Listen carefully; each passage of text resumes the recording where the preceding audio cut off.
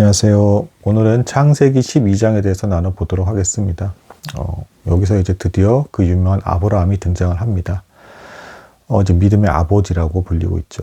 이 아브라함이 중요한 이유는 그 이후에 있는 유대인들과 교회에 있는 모든 성도들에게 본이 되고 이제 가장 이제 복된 인물로서 보여지는 인물이기 때문에 그렇습니다. 그래서 나중에 보면 이제 본문 뒤에 그 12장 1에서 3절의 본문 이제 후반부에 보면 너는 복이 될지라라고 해서 아예 복이라고까지 명하시게 되는데, 그 이유는 이 아브라함의 이름이 창대해질 것이고 아브라함처럼 되게 해달라라고 하는 그런 기도를 듣게 될 그런 인물이기 때문에 그렇습니다. 전체적으로는 일단 이 12장부터는 하나님께서 정하신 의인에 대한 삶이 굉장히 이제 구체적으로 나오기 시작을 합니다. 그 이유는 이제 이 후대까지 있는 모든 믿음의 성도들이 어떻게 살지에 대한 어떤 그 기본적인 모습과 그리고 따라가게 될 어떤 형태가 거의 비슷하기 때문에 그렇습니다. 큰 구조에 있어서, 그러니까 하나하나의 디테일한 삶에서는 같을 수가 없겠지만 큰 틀에서는 비슷할 것이기 때문에 그렇습니다. 본문을 하나씩 좀 살펴보면 12장 1에서 3절이 대단히 중요한데, 고향과 친척과 아비집을 떠나라 라는 말씀을 통해서 아브라함을 통해서 보여주신 것은 곧 이후에 있는 성도들에게도 본이 되는 겁니다. 그래서 다 일단 결단해서 떠나야 된다. 우상 숭배가 판을 치는 땅에 있었기 때문에 결단해서 떠나야 된다라는 거고, 가나안과의 여정을 통해서 이후에 있는 성도들도 이제 그 우상 숭배 타락한 세상과 어둠도 거룩하게 구별된 상태에서 가나안까지 가는 여정, 곧 천국으로 가는 여정을 이 인생 속에서 살아가게 될 것이다.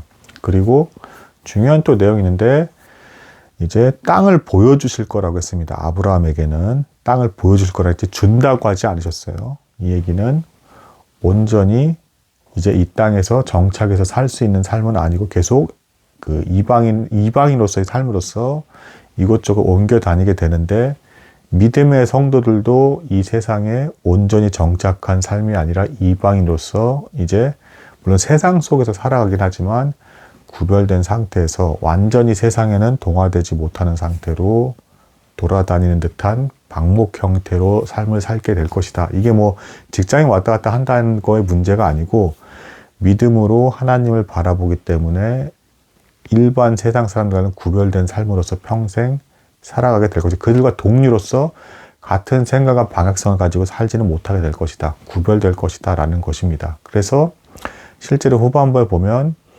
애굽왕 바로에 의해서도 좀 고통을 받는 어떤 모습들이 나옵니다. 그건 이제 이후에 좀 얘기를 할 거고요. 그리고 결론적으로 아주 중요한 또 이제 내용은 뭐예요? 천하 만민이 이제 너로 말미암아 이제 복을 얻을 것이다. 그러니까 아브라함을 통해서 아브라함만 복을 받을 것이라. 이 복은 또 참고로 이렇게도 연결을 짓습니다. 앞에 역대 계속 얘기했던 말, 생육하고 번성해서 땅에 충만하라 했잖아요. 그러니까 그런 복, 그러니까 네 이름을 통해서 네 후손들까지 굉장히 번성하게 될 거다라는 이제 복을 의미하는 것이고, 그런데 중요한 건 아브라함은 그 복이 완전히 이루어지는 것을 이 땅 그 살아가는 날 동안 보지 못한다. 그러니까 성도들도 이 땅에서 하나님과 동행하면서 또 적절한 복을 누리지만 완전히 이 세상이 새로워져서 천국이 이제 이루어지는 것을 보지는 못한다. 뭐 이제 이런 정도로. 그래서 이제 완전해지지 못한 상태에서 믿음으로 이제 일부 하나님이 동행해 주시는 어떤 복을 누리다가 마침내는 죽어서야 천국에 간다. 온전히 완성된 하늘나라는 그렇게 도착하게 된다라는 것을 예시로서 보여주는 것이 되겠습니다. 이제 그 이후에 이제 그 아브라함이 이제 떠난 후에, 근데 여태 주의해야 될 점이 있습니다. 이제 실수하는 장면이 나오는데, 이 실수하는 장면을 통해서 뭐 아브라함도 뭐 이렇게 실수를 했는데 뭐 나도 이렇게 실수할 수 있는 거라는 의미에서 본문이 주어진 것이 아니라 아브라함 같은 인물도 믿음이 자라가는 과정이 있었다. 그리고 또 중요한 사실은 굉장히 어떤 이제 그 뭐랄까 계시를 받은 횟수에 대해서 신학자들마다 좀 의견이 좀 갈리는 부분이 있습니다. 본문에 나온 거 되도록이면 계시를 받았다, 혹은 조금 더 계시를 받았는데 성경에다 기록된 건 아니다라는 어떤 차이점을 좀 두고 있기는 하지만, 모든 걸 버리고 결단해서 나간 사람이기 때문에 기본적으로 이미 대단한 사람이다.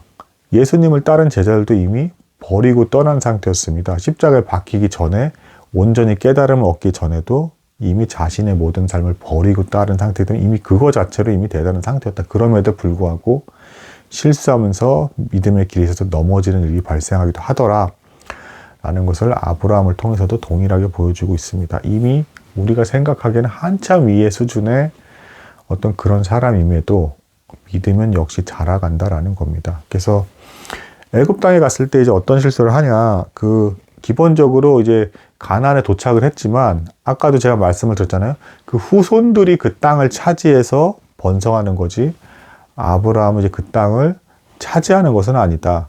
약속의 땅을 보는 것이고요.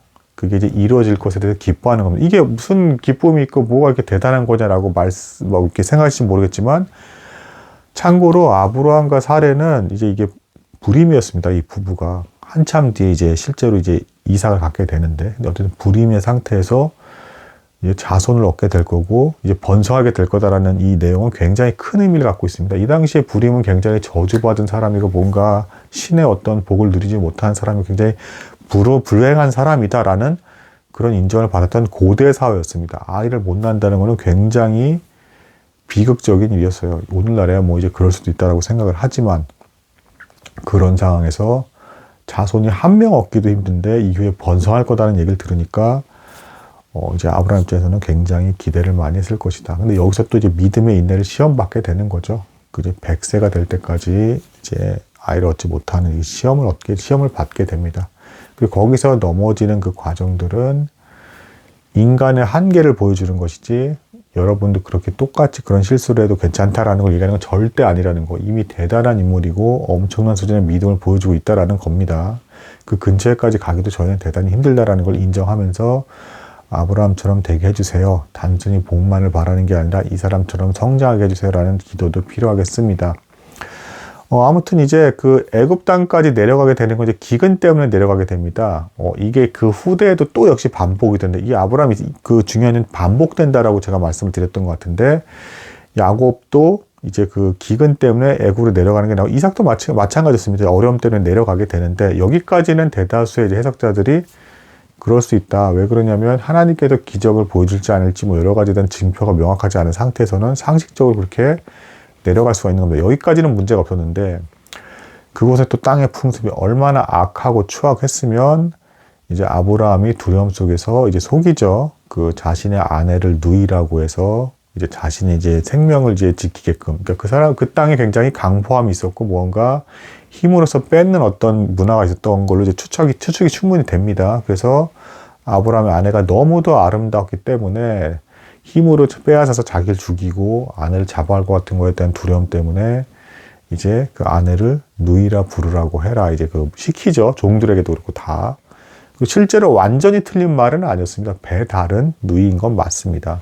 그렇지만 어쨌든 속이려는 의도는 분명했다. 그래서 이 일에 대해서 하나님께서 애굽 왕 바로에게 현몽하셔서 꿈속에서 계시를 주셔서 이제 오히려 구출해 주시는, 직접적인 어떤 계시를 보여주셔서 구출해 주시고 아브라함이 연약함으로 할 수 없었던 것을 하나님께서 이루시는, 그래서 구원에 이르게 하시는 어떤 그 과정을 보여주고 계십니다. 이 해석에 대해서 칼빈은 이제 조금 다른 해석을 하긴 합니다. 나중에 아브라함이 이제 조카 롯을 구하러 갈 때 그렇게 용기를 발휘해서 이제 열심히 이제 종들을 데리고서 구출하는 모습을 봤을 때는 이거는 단순히 겁에 질려서는 아니고 아마 그 하나님께 받은 언약, 내 자손이 이제 번성하게 될 거라는 것에 대한 언약에 대해서 개인만 이제 그 복이 해당이 되고 아내는 불임이기 때문에 아내는 거기에 해당되지 않을 거다라는 생각을 가졌을 수도 있다. 그래서 본인이 하나님의 약속을 받은 소중한 존재이기 때문에 어쩔 수 없이 지키기 위해서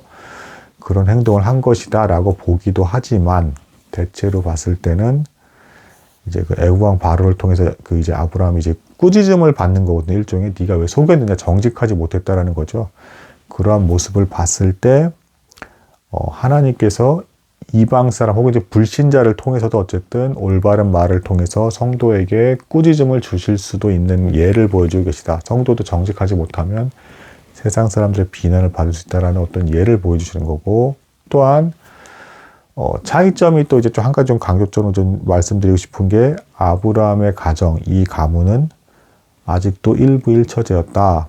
그리고 이제 나중에 이제 후손들의 이제 어떤 이제 이삭이나 야곱의 어떤 이제 배우자, 아내를 얻는 것에 대한 모습들을 봤을 때도 이제 이방 사람들에서 취하려고 하지 않아요. 왜냐하면 너무 타락한 모습을 보여줬기 때문에. 그래서 자신들의 가문 안에서가 그나마 더 정결함을 유지하고 있었기 때문에 그렇게 해서 취하는 모습을 보여주고 있다. 그래서 정숙과 덕을 이제 기준으로, 하나님에 대한 신앙을 기준으로 사람을 택하는 것을 볼 수 있다. 근데 애굽 사람들은 사례를 보면서 이제 아내죠. 아내를 보면서 아리따워서 데려갔다라는 어떤 또 구별되는 표현을 하는데, 단순히 봤을 때 그냥 정숙하고 훌륭한 여성이다라는 어떤 덕스러운 부분까지 본 게 아니라 외모만 주목해서 데려가는 모습. 그래서 하나님을 따르는 자들은 좀 더 하나님에 대한 것들, 영적이고 정신적인 것들을 추구하는 속성이 있고, 또 이제 그런 속성 때문에 육적인 것에 대한 어떤 자극에 대한 저항성이 어느 정도 있다. 그래서 그걸 견디고 육을 피하는 모습이 있다라고 한다. 그러면 이 땅의 세상의 어떤 사람들은 그냥 육적인 눈에 보이는 대로만 행동하기 때문에, 단지 사례가 이제 아리따운 모습이기 때문에 데려가서 벌어진 일이었다. 뭐 이 정도로까지 정리를 하면 12장 내용은 대략적으로 이해한 게 되겠습니다. 그래서 감사합니다.